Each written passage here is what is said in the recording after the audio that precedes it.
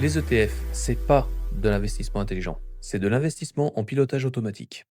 Attends, tu peux emballer ça comme tu veux. La bourse reste un casino géant, et les ETF n'en sont qu'une version plus présentable. Parfait, on pose le décor.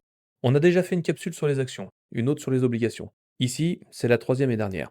Après ça, on passera une émission dédiée. Comment se constitue un capital boursier et les choix concrets que ça implique. Maintenant, les ETF. Un ETF, ce n'est pas un nouvel actif. Ce n'est pas une promesse, ce n'est pas une stratégie. C'est un panier de titres existants, regroupés dans un seul produit, achetable comme une action. Quand tu achètes un ETF, tu ne choisis pas une entreprise. Tu n'analyses pas, tu ne compares pas, tu ne tranches pas. Tu prends le marché tel quel, le solide, le bancal, le médiocre, tout en même temps. En clair, tu prends le menu complet, sans regarder la carte. Mais tout le monde n'a pas ton temps, ni ton bagage. Les ETF permettent d'investir sans devenir expert. C'est vrai. Et c'est exactement là que le malentendu commence. Les ETF ne suppriment pas le risque, ils le rendent moins visible. Quand tout va bien, tu crois que tout est sous contrôle. Et quand ça va mal, bah tout tombe en même temps. Parce que tout le monde détient la même chose, au même moment, par les mêmes produits. Sur le papier, c'est diversifié. Dans la tempête, ça bouge comme un seul bloc. Autre idée reçue, les ETF sont passifs. Non, ils sont automatiques. Ils suivent une règle, sans jugement, sans recul. Si une entreprise devient énorme mais est mal gérée, elle pèse plus lourd dans l'indice. Donc l'ETF en achète encore plus. C'est pas de l'intelligence, c'est de la mécanique. Donc on pousse les gens à placer leur épargne dans un système qu'ils ne comprennent pas, qui fabrique des crises, et on appelle ça responsable? Là, on touche le vrai sujet. Le problème des ETF, c'est pas l'outil, c'est ce qu'il autorise.